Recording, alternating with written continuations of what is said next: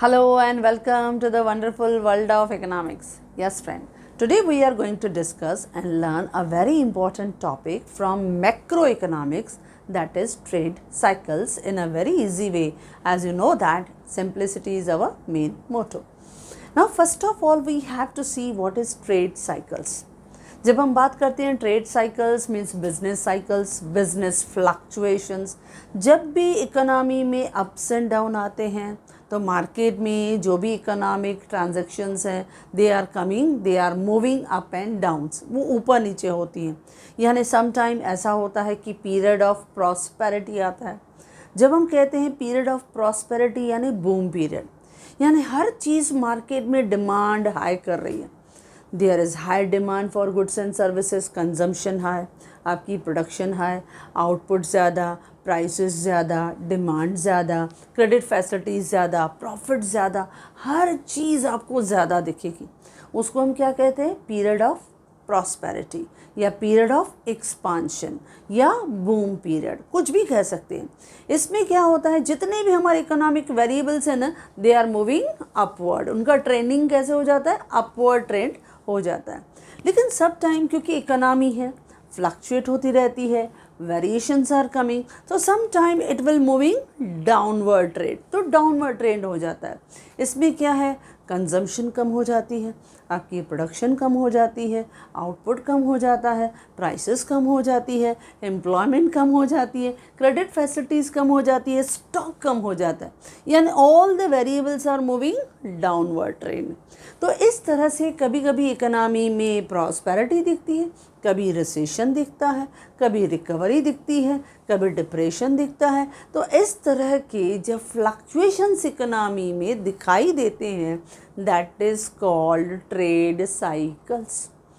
तो ये trade cycles हैं जो जनरली हर इकोनॉमी में, यानी जनरली हम क्या कहते हैं? Ups and downs in the economy. हर एक इकोनॉमी में अप्स एंड डाउन्स आते ही रहते हैं। तो वो अप्स एंड डाउन्स आपकी इकोनॉमी में क्या चेंजेस लेके आते हैं, that we are going to discuss today.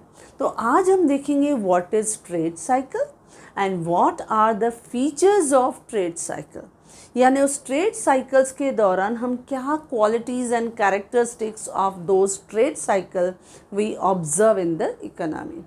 सो सबसे पहले तो देखते हैं ये मैक्रो इकोनॉमिक्स का हिस्सा है, जिसमें generally we will find some time either the period of prosperity या पीरियड ऑफ रिसेशन, या there is a period of expansion या there is a period of contraction. ये इंट्रोडक्शन में आपने बता दिया 2-3 लाइन में सिंपली, जिसे हम क्या कहते हैं? Ups and down in the economy, that is called trade cycles या business cycles. Now after that you have to write definition यानी meaning. So in my notes I have provided 2 definitions, 2 definition दिया है, लेकिन in the exam you have to write any 1 definition, जो आपको easy लगे you can choose that definition. जैसे first definition I have provided of Professor Haberler. अब professor हैबरलर ने क्या कहा? बहुत ईजी डेफिनेशन दिया। उसने कहा ट्रेड साइकिल मीन्स अल्टरनेशन, यानी चेंज होते रहते हैं, alternation of the periods of prosperity and depression of good and bad trade, यानी देयर इज़ अ अल्टरनेशन, यानी अल्टरनेटिव चेंजेस आते हैं। किसके बीच में आते हैं? वो चेंजेस आते हैं कभी कभी पीरियड ऑफ प्रॉस्पेरिटी है, प्रॉस्पेरिटी यानी गुड ट्रेड, हर चीज़ मार्केट में हाईली डिमांडेड है, कंजम्पशन ज़्यादा, प्रोडक्शन ज़्यादा, प्रॉफिट ज़्यादा, तो गुड ट्रेड मार्केट में मूव हो रहा है। लेकिन कभी कभी थोड़ा बैड ट्रेड भी होता है, यानी डिप्रेशन भी उसके पीछे पीछे आ जाती है। तो इस तरह के फ्लक्चुएशंस को जब हम ऑब्जर्व करते हैं तो that is called trade cycles, यानी ups and down in the economy. या हमने क्या कहा? दूसरा हमने डेफिनेशन कहा अकॉर्डिंग टू प्रोफेसर एसटी। अब प्रोफेसर एसटी क्या कहता है? प्रोफेसर एसटी कहता है, इसने भी बहुत इजी डेफिनेशन दिया है कि साइक्लिकल फ्लक्चुएशन, क्योंकि साइकिल के फॉर्म में अप एंड डाउन होते रहते हैं, तो cyclical fluctuation shows alternating waves of, waves की फॉर्म में दिखते हैं, of expansion and contraction recur frequently, recur यानी बार बार रिपीट होना, फिर से उनका रिपीटेशन होना, तो recur frequently is called trade cycle. अब ये जो वेव लाइक होता है, जैसे से फॉर एग्जांपल मैंने एल के फॉर्मेट में आपको दिया, एक्स एक्सिस पे मैंने क्या दिखा दिया, suppose time period, Y axis पे क्या दिखा दिया, ऑल द इकोनॉमिक एक्टिविटीज़। अब ये जो ट्रेड साइकिल्स हैं वो जनरली हमें किस तरह से दिखाई देती है, इस तरह से ट्रेड साइकिल्स हमें इकोनॉमी में दिखाई देते हैं। अब जब ये ट्रेड साइकिल्स होते हैं, जब इस तरह के हमें पॉइंट्स मिलते हैं, यानी here we are at the peak level यानी बूम लेवल, हम यहाँ बूम पीरियड पे हैं। नाउ बूम टू बूम, अगर हम इस पॉइंट से पीक टू पीक अगर पहुँचते हैं, we will try to reach from peak to again a peak level, तो वो एक ट्रेड साइकिल कंप्लीट हो जाता है। और जब हम बॉटम लाइन पे हैं यहाँ पे, तो here it is a trough, यहाँ पे आपके ट्रफ जो कंडीशन है, आप ट्रफ टू ट्रफ अगर आप काउंट करते हो यहाँ से यहाँ तक, तो भी एक आपका trade cycle. Boom to boom अगर कहते हैं तो वो भी एक ट्रेड साइकिल है। इसमें क्या होता है, हम ट्रफ लेवल से जब ऊपर जाते हैं तो हमारी रिकवरी पीरियड स्टार्ट होता है। फिर उसके बाद जैसे जैसे ऊपर चलते जाएंगे तो क्या हो जाता है, प्रॉस्पेरिटी, और प्रॉस्पेरिटी आने के बाद फिर मार्केट में बूम, फिर धीरे धीरे नीचे रिसेशन आना शुरू होता है, और रिसेशन के बाद फिर नीचे एकदम जब नीचे चले जाते हैं तो उसमें स्टार्ट हो जाता है डिप्रेशन। तो ये अलग अलग ट्रेड साइकिल के फेजेस हैं जो हम नेक्स्ट सेशन में ज़रूर डिस्कस करेंगे कि किस तरह से अलग अलग वेव्स में अलग अलग फेजेस ऑफ ट्रेड साइकिल है। वो हमारा एक नेक्स्ट क्वेश्चन होगा फॉर डिस्कशन। लेकिन आज हम देखेंगे ट्रेड साइकिल के फीचर्स क्या हैं। ना प्रोफेसर एसटी ने क्या कहा कि ये वेव लाइक मूवमेंट है, यानी इसमें मूवमेंट्स कैसे होती हैं, अप एंड डाउन वेव, जैसे कैसे समंदर में लहरें ऊपर उठती हैं फिर नीचे जाती हैं, तो ऐसा इकोनॉमी में भी होता है। कभी कभी इकोनॉमी में डिमांड बढ़ने लगती है फिर धीरे धीरे स्लो होने लगती है, तो वेव टाइप की मूवमेंट्स हमें दिखाई देती हैं। तो इन सिमिलर वे ये वेव टाइप जो मूवमेंट है ये हमें इकोनॉमी में दिखाई देती हैं। कभी एकदम बिजनेस अच्छा, फिर धीरे धीरे कम होने लगता है, फिर बिजनेस में रिकवरी आती है, तो ये मोस्टली चलता रहता है। जैसे हमने अभी अभी रिसेंटली देखा था, जब पेंडेमिक आया, हमने देखा कोविड-19 का totally new problem in front of the entire world, तो economy was faces the problem of lockdown. अब लॉकडाउन जब हो गया तो इकोनॉमी एकदम नीचे ग्राउंड लेवल पे आ गई, फ्लोर लेवल पे आ गई, सब बिजनेसेस बंद हो गए। जब ऐसा होता है तो इकोनॉमी में क्या हो जाता है, एक सडन फॉल आने लगता है, हर आपका प्रोडक्शन कंजम्पशन कम होने लगा, तो फॉल आ गया यानी रिसेशन आ गया, हमारी इकोनॉमी टफ पोजीशन में से गुजरने लगी। लेकिन जैसे ही जैसे हमने अनलॉक करना शुरू कर दिया फेज़ 1 में, फिर अनलॉक फेज़ 2 में, हम धीरे धीरे इकोनॉमी को ओपन करते गए, तो इकोनॉमी क्या होने लगी, रिकवर होने लगी, धीरे धीरे प्रोडक्शन बढ़ने लगी, इकोनॉमिक एक्टिविटीज़ जो है वो वापस सर्कुलेशन में आने लगी, तो इकोनॉमी में जो भी ड्रॉबैक फॉल आया वो वापस ऊपर उठने लगा। तो इसके लिए प्रोफेसर एसटी ने क्या कहा हमें, एसटी ने कहा साइक्लिकल फ्लक्चुएशन, ये क्या है, cyclical fluctuation shows alternating waves, हमें वेव्स की फॉर्म में दिखती हैं। कौन सी waves, expansion and contraction, it recur frequently, जो बार बार आती है, इज कॉल्ड ट्रेड साइकिल्स। तो इस तरह से आप कोई भी एक डेफिनेशन लिख सकते हो। ओके फ्रेंड्स, अब आते हैं इसका C part, that is features of trade cycle. अब इसका पहला फीचर ही कहता है that is the first expansion का फेज, यानी फीचर्स ऑफ एक्सपांशन। क्योंकि जब हम फीचर्स देख रहे हैं तो इसमें हम देख रहे हैं दो तो इम्पॉर्टेंट हमें वेव्स मिल रही हैं। जब एक्सपांशन हो रहा है, जब आपकी इकोनॉमी मूव हो रही है ऊपर, तो जब इकोनॉमी एक्सपांशन में ऊपर जाती है तो हर चीज़ हाईली डिमांडेड होती है। जब इकोनॉमी ऊपर जाती है तो सबसे पहला क्या होता है, हमारा कंजम्पशन बढ़ता है। When our consumption increases our production also increases, क्योंकि हमें प्रोडक्शन कैपेसिटी भी बढ़ानी पड़ेगी। और व्हेन कंजम्पशन के साथ प्रोडक्शन बढ़ा, डिस्ट्रीब्यूशन बढ़ा, सेल्स बढ़ा, तो it will mobilise, it will motivate the real GDP at high level. तो हमारा जीडीपी भी बढ़ने लग जाता है, तो हमें बेस्ट रिजल्ट्स मिलते हैं। तो जब भी एक्सपांशन पीरियड आता है, फर्स्ट फीचर हमें क्या दिखाई देता है, increase in consumption, production and real GDP. हमारा डिमांड बढ़ता है जिसकी वजह से कंजम्पशन बढ़ा, जिसकी वजह से प्रोडक्शन बढ़ा and overall real GDP of the economy increases. अच्छा, दूसरा हमें फेस क्या दिखाई देता है? Increase in employment. Now when the consumption increases और to satisfy the consumption demand हमने प्रोडक्शन बढ़ाई, तो प्रोडक्शन के लिए हमें लेबर की रिक्वायरमेंट होती है। तो एवरीवेयर प्रोडक्शन एरिया हो, डिस्ट्रीब्यूशन एरिया हो, मार्केटिंग एरिया हो, हर जगह लेबर की एम्प्लॉयमेंट, उनकी रिक्रूटमेंट, उनकी स्टाफिंग को हमने बढ़ा दिया, ज़रूरत बढ़ गई, तो overall employment opportunities have been increase. तो ये भी हमें पॉजिटिव रिस्पॉन्स मिला क्योंकि इकोनॉमी क्या कर रही है? ग्रो कर रही है, एक्सपांड कर रही है, तो इंक्रीज इन एम्प्लॉयमेंट। थर्ड क्या दिखता है? Increase in prices. अब ये भी इफेक्ट दिखता है क्योंकि डिमांड बढ़ रही है, डिमांड बढ़ रही है, कंजम्पशन बढ़ रही है, रिसोर्सेज हैवीली यूटिलाइज हो रहे हैं, और जब हर जगह डिमांड बढ़ने लगती है और सप्लाई उसकी अकॉर्डिंगली एडजस्ट नहीं हो पाती है, तो as a result you know friends कि प्राइजेस विल गो अप। तो हर चीज़ की जो प्राइस है वो इंक्रीज़ होने लगती है। तो generally all the producer they fetch the higher prices for their goods and services, तो उनके भी प्रॉफिट बढ़ने लगते हैं। As a result increase in the profit. अब प्राइजेस बढ़ी तो उनका प्रॉफिट बढ़ता है, अब प्रॉफिट बढ़ता है तो क्रेडिट फैसिलिटीज़ भी बैंक्स उनको ज़्यादा देती हैं, वॉल्यूम ऑफ क्रेडिट फैसिलिटीज़ बढ़ जाती है, overall stock in the market has been increase. तो ये सब हमें दिखाई देता है ड्यूरिंग द एक्सपांशन पीरियड। क्या क्या होता है?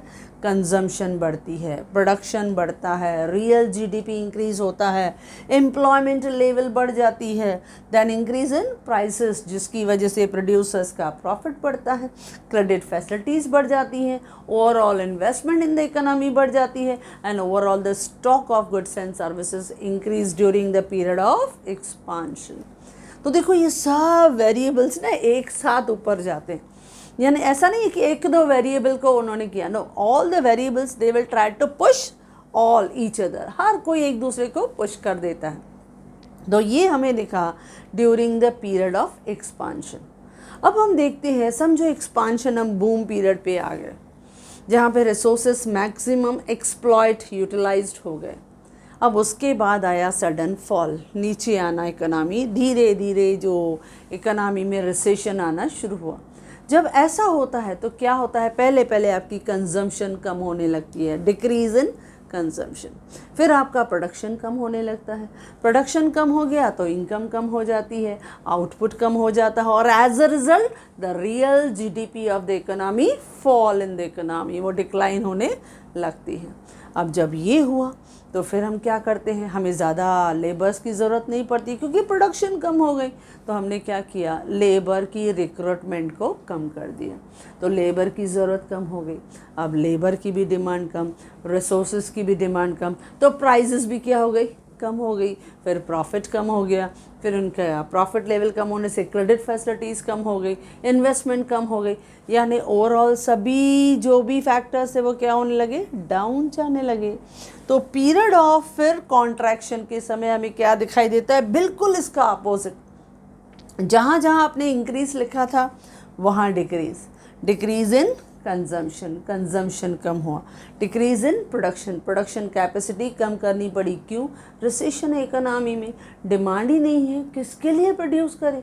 तो आपने देखा था पैंडमिक में सब जगह हमने प्रोडक्शन प्रोसेस उसको स्टॉप कर दिया क्योंकि इकोनॉमी में मूवमेंट्स ही बंद हो गई, ज़रूरत ही बंद हो गई, तो किसके लिए प्रोड्यूस करे? पूरा लॉस थोड़ा ही करना है। तो ये प्रोडक्शन ड्यूरिंग रिसेशन में होता है और इसका सबसे ग्रेट इम्पैक्ट होता है हमारी ओवरऑल जो जीडीपी है वो फॉल हो जाती है, यानी हमारा ग्रोथ रेट जो है इट इज़ ऑलवेज डिक्लाइनिंग, फिर रिसेशन के दौरान वो कम हो जाता है। दूसरा हमने ऑब्जर्व किया डिक्रीज इन एम्प्लॉयमेंट। आपने देखा बहुत से लोग बेरोज़गार हो गए, बहुत से लोगों को जॉब से निकाला गया क्योंकि फैक्ट्रीज़ बंद हो गई, सब लोग अपने नेटिव प्लेसेस की तरफ जाने लगे।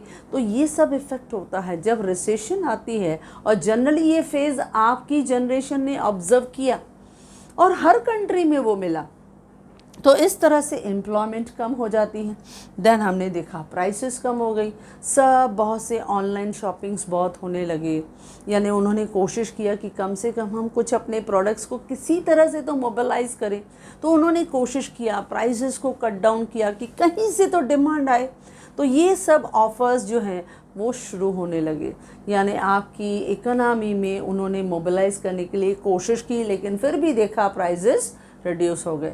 अब प्राइस रिड्यूस हो गए होंगे यानी प्रॉफिट कम, आपकी क्रेडिट का वॉल्यूम कम, तो ओवरऑल आपकी इकोनॉमी में सब डिक्रीज़ होने लगा। Decrease in profit, credit, investment and overall stock of goods and services. तो ये दो हमें पहले तो फीचर्स मिले, फीचर्स ऑफ एक्सपांशन, जिनमें 4 फीचर्स थे। फिर एक्सपांशन के बाद कॉन्ट्रैक्शन के फीचर, उसमें भी फिर से वही 4 फीचर। जब इकोनॉमी एक्सपांड होती है, प्रॉस्पेरिटी की तरफ जाती है, तो ये सब जितने भी कनेक्टेड फैक्टर्स हैं दे आर मूविंग अपवर्ड, उनका अपवर्ड ट्रेंड है, यानी ऑल आर इंक्रीजिंग। लेकिन जब कॉन्ट्रैक्शन पीरियड आ रहा है, रिसेशन पीरियड आ रहा है, तो all the factor are moving downward, सब नीचे की डायरेक्शन में जा रहे हैं। ओके फ्रेंड्स, तो ये आपके फर्स्ट और सेकंड फीचर में आपके 4 पॉइंट्स हैं जो आपको बताने हैं, और वेरी इजीली आप 2-3 लाइंस में आपको जस्ट आपको एक्सप्लेन करने हैं। अच्छा, अब चलते हैं हम थर्ड पॉइंट पे। अब थर्ड पॉइंट कहता है कि इकोनॉमिक वेरिएबल्स मूव टुगेदर। अब हमने ये अभी अभी ऑब्जर्व किया कि जब भी ट्रेड साइकिल्स आते हैं तो all the economic variables are moving together. हर वेरिएबल दूसरे का हाथ पकड़ के ना या ऊपर जाता है या नीचे चला आता है। जैसे अभी हमारी कंजम्पशन बढ़ी, तो कंजम्पशन बढ़ने से प्रोडक्शन बढ़ी, प्रोडक्शन बढ़ने से डिस्ट्रीब्यूशन बढ़ी, उनके बढ़ने से सेल्स बढ़ा, उनके बढ़ने से जीडीपी बढ़ा, उसके बढ़ने से एम्प्लॉयमेंट बढ़ा, एम्प्लॉयमेंट के बढ़ने से प्राइसेस बढ़ा, प्रॉफिट बढ़ा, क्रेडिट बढ़ा, आउटपुट बढ़ा, ओवरऑल इकोनॉमी ऊपर गई। तो इसके लिए हम क्या कहते हैं, इकोनॉमिक वेरिएबल्स मूव टुगेदर। एक ऊपर गया ना, सब एक दूसरे, जैसे हम लोग रेल कैसे देखते हैं, ट्रेन कैसे देखते हैं, all the compartments are move together. यहाँ पर भी ऐसा ही, जब एक्सपांशन आता है, जब बूम पीरियड आता है, जब प्रॉस्पेरिटी आती है, सब वेरिएबल्स ऊपर जाते हैं, और जैसे ही फॉल आता है, रिसेशन आता है, तो सब वेरिएबल्स नीचे फॉल होने लगते हैं। तो इसके लिए all the economic variables move together, सब एक साथ जाते हैं। आउटपुट हो, प्रोडक्शन हो, कंजम्पशन हो, डिमांड हो या प्रॉफिट हो, प्राइजेस हो, ऑल आर इंक्रीजिंग या all are decreasing. Okay friends, तो काफ़ी इजी है। नेक्स्ट है वेव लाइक मोमेंट। जब भी बिजनेस आपका अप एंड डाउन पोजीशन लेता है, यानी इकोनॉमी में all the factors are either moving upward या डाउनवर्ड, तो ये जो मूवमेंट है वो हमें किस तरह से दिख रही है, वेव लाइक मूवमेंट है। और हमेशा उतार चढ़ाव तो इकोनॉमी में आते ही आते हैं। तो बहुत सारे ऐसे इकोनॉमी में रिसेशंस हमें दिखाई देते हैं जो इकोनॉमी को कभी कभी सडन राइज दे देते हैं, यानी हैवी डिमांड आ जाता है, नया प्रोजेक्ट स्टार्ट हुआ, सब फैक्टर्स जो हैं उस पर्टिकुलर एरियाज़ में they are start moving upward. लेकिन सपोज कभी कभी रिसेशन आ जाता है तो all factors are coming downward. तो ये जो ट्रेड साइकिल है इनकी मूवमेंट कैसी होती है, वेव लाइक मूवमेंट, यानी वेव्स की तरह they are moving either upward और मूविंग डाउनवर्ड। नेक्स्ट है recurrent but not periodic. Now ये इम्पॉर्टेंट पॉइंट है। जब हम कहते हैं कि जो ट्रेड साइकिल हैं दे आर रिकरेंट, वो अकर होते हैं इकोनॉमी में, वो फ्रीक्वेंटली आते हैं, but they are not repeating after a fixed period of time, यानी they are not periodic in nature. वो पीरियडिक नहीं है कि ये फिक्स टाइम है इसी समय आपका फॉल होगा, ये फिक्स टाइम है इसी समय इकोनॉमी जो है वो ऊपर जाएगा, नॉट लाइक दैट। इकोनॉमी में उतार चढ़ाव आते हैं, कभी बिजनेस ऊपर जाता है, कभी नीचे जाता है, तो इकोनॉमी में ये फैक्टर्स ऊपर नीचे होते रहते हैं, लेकिन वो कभी भी पीरियडिक फिक्स्ड नहीं होते हैं, एनी टाइम अकर होते हैं। जैसे हमने कहा कि अभी अभी हमने कोविड-19 का प्रॉब्लम हमने इतना हर कंट्री ने फेस किया, तो क्या ये हमें पता था? नहीं पता था, लेकिन हमने फेस किया। Not only India but all the countries of world they have faced this problem. अब जब ये प्रॉब्लम फेस हुआ, जब हमने इकोनॉमी को लॉकडाउन किया, तो इकोनॉमी लॉकडाउन के दौरान क्या हो गई, रिसेशन में चली गई, फिर ग्रेट डिप्रेशन में भी चली गई, क्योंकि 2-3 मंथ्स तक कंटिन्यूस इकोनॉमी को हमने क्लोज कर दिया, क्योंकि प्रॉब्लम वॉज वेरी सीवियर। और जब तक हमको वो सॉल्यूशन नहीं मिलता है, टिल देन हमने क्या कहा, भले इकोनॉमी को कम रखेंगे, स्लो करेंगे, लेकिन सेफ रखेंगे। लेकिन जैसे ही हमने देखा कि हमारी इकोनॉमी में वैक्सीनेशन आ गई, उसके धीरे धीरे मेडिकल ट्रीटमेंट को हम समझने लगे कि कैसे उस न्यू डिसीज़ को फेस करना है, जैसे जैसे हमने समझने लगे, अनलॉक करना शुरू कर दिए और इकोनॉमी भी अवेयर हो गई। अब वो totally all precautions they are following it, तो इकोनॉमी फिर धीरे धीरे जो है ऊपर की डायरेक्शन में जाने लगी। तो ऐसा होता है, वो रिकरेंट होती हैं, यानी कभी भी ये प्रॉब्लम किसी भी डायरेक्शन से आ सकते हैं, एनीथिंग कैन हैपन। सपोज़ अगर कुछ ऐसा होता है कि मार्केट, सपोज़ किसी में भी ऐसा हुआ कि किसी पर्टिकुलर कंट्री का मार्केट जो है वो अफेक्टेड हुआ, कुछ इंसॉल्वेंसी हुई, कुछ बैंकरप्सी हुई, अगर कुछ होता है तो बट नेचुरल उसका रिसेशन दूसरे को भी इफ़ेक्ट करता है, उनका इफ़ेक्ट वहाँ आता है। अब इसकी वजह से इकोनॉमी में सब फैक्टर्स क्या हो जाएंगे, नीचे हो जाएंगे। तो ऐसा इकोनॉमी में दिखाई देता है। जैसे अभी अमेरिका जैसी पावरफुल कंट्री में भी हमने देखा था द ग्रेट डिप्रेशन ऑफ 1929-30। अब वो इतना बड़ा ग्रेट डिप्रेशन था जिसने काफ़ी जो मोस्टली लॉन्ग पीरियड के लिए उस इकोनॉमी को रिकवर होने नहीं दिया। तो ऐसे ग्रेट डिप्रेशन आते हैं, या हमारे भी हमने देखा इकोनॉमी में there was a great recession का टाइम ड्यूरिंग 2008। इसमें भी हमारे वर्ल्ड इकोनॉमी ने रिसेशन पीरियड को फेस किया था। तो जब ऐसे आते हैं तो उनका टाइम फिक्स नहीं होता है, it can occur at any time. कभी भी बिजनेस में फॉल हुआ, कोई प्रेडिक्ट नहीं कर सकता है एडवांस में, लेकिन ऐसे कभी हो सकता है। कभी सर्कमस्टांसेस एडवर्स हो जाते हैं, समटाइम्स सर्कमस्टांसेस पॉजिटिव हो जाते हैं। अगर पॉजिटिव हुआ इकोनॉमी रिकवर करने लगती है, अगर एडवर्स हुआ तो इकोनॉमी फॉल होने लगती है। तो ऐसा इकोनॉमी की पोजीशंस जब अप एंड डाउन होती हैं तो ऐसे सिचुएशंस हमें दिखाई देते हैं। फिर इकोनॉमी में क्या होते हैं, फ्लक्चुएशंस दिखाई देते हैं। जैसे हमने रिसेंटली अभी देखा, अ फ्यू डेज़ बैक हमने देखा कि जैसे तालिबान ने अफ़गानिस्तान को टेक ओवर कर दिया। अब इसमें क्या होता है कि अफ़गानिस्तान की जो इकोनॉमी है नीचे रिसेशन में चली गई, उनको अफेक्ट हुआ। तो उन्होंने सोचा नहीं था कि इस तरह के सिचुएशन होगी। तो कोई भी सिचुएशन आपकी इकोनॉमी को क्या कर सकती है, सडन फॉल कर सकती है। तो इट हैपन्स, कभी भी हो सकता है, but it is not periodic in nature. Recurrent आएगा, लेकिन at what time it will come, what situations will bring, nobody can predict accurately about that. Next है, no two business cycles are same. कभी भी ये जो business cycle है, जैसे हम कहते हैं ये भी पीक पीरियड है, ये भी पीक है, ये भी ट्रफ है, ये भी ट्रफ है, ये भी रिसेशन है, वो भी रिसेशन है। तो समझो हम दो बिजनेस साइकिल को आपस में कंपेयर करें, ये जो है वो हम लोग कभी भी इक्वलिटी नहीं ला सकते हैं कि रिसेशन में जल्दी। हाँ, हमें पता है कि all the economic factors they are moving downward जब रिसेशन होता है या डिप्रेशन होता है, जब मंदी होती है इकोनॉमी में, तो all factors are coming down, वो लो होने लगते हैं, स्लो हो जाते हैं। इकोनॉमी का जो पेस है इट इज़ रिड्यूस्ड, कम हो जाता है। लेकिन दोनों कभी भी सेम नहीं होते, क्योंकि उनके जो रीजंस हैं, कॉजेज़ हैं, सर्कमस्टांसेस हैं, दे आर डिफरेंट, बहुत अलग अलग की वजह से होते हैं। जैसे मैंने कहा, अगर बिजनेस में कुछ प्रॉब्लम हुआ, स्टॉक मार्केट में कुछ फंड्स का मैनिपुलेशन हुआ, उसकी वजह से अगर रिसेशन आया तो that will bring the different consequences. लेकिन अभी जैसे हमने कोविड-19 का प्रॉब्लम लिया तो इसमें हमने एक अलग कॉन्सिक्वेंसेस देखा, क्योंकि रीज़न ही डिफरेंट था। रिसेशन हुआ but the reason was different. तो according to their circumstances, according to their situation problem arise होता है। तो इट इज़ नॉट पॉसिबल कि दो पीरियड्स हैं किसी भी ट्रेड साइकिल का वो सेम हो। नहीं, ऐसा नहीं होता है, क्योंकि उनके जो कॉन्सिक्वेंसेस हैं, उनके जो रीजंस हैं, उनके जो रिजल्ट्स हैं, वो सब टोटली डिफरेंट होते हैं। और उनकी अकॉर्डिंगली हम लोग क्या करते हैं, इकोनॉमी को अपवर्ड यानी उसकी जो रेमेडियल मेजर्स हैं हम लोग फाइंड आउट करने की कोशिश करते हैं, ताकि इकोनॉमी को हम सर्वाइव कर सकें। जैसे हमने अभी एट प्रेजेंट कहा कि अगर वो फाइनेंशियल प्रॉब्लम्स की वजह से इकोनॉमी में रिसेशन आया है तो सॉल्यूशन भी उसी के अकॉर्डिंगली हम निकालेंगे। लेकिन अगर वो डिसीज़ की वजह से इकोनॉमी में रिसेशन आया है तो हमने क्या किया, वैक्सीनेशन निकाला, हमने सॉल्यूशन निकाला। तो उसी का ही हम लोग जो है पर्टिकुलर रिसेशन या कोई भी ट्रेड साइकिल जिस रीज़न की वजह से हो रहा है, हम कभी नहीं कह सकते हैं बोथ आर सेम।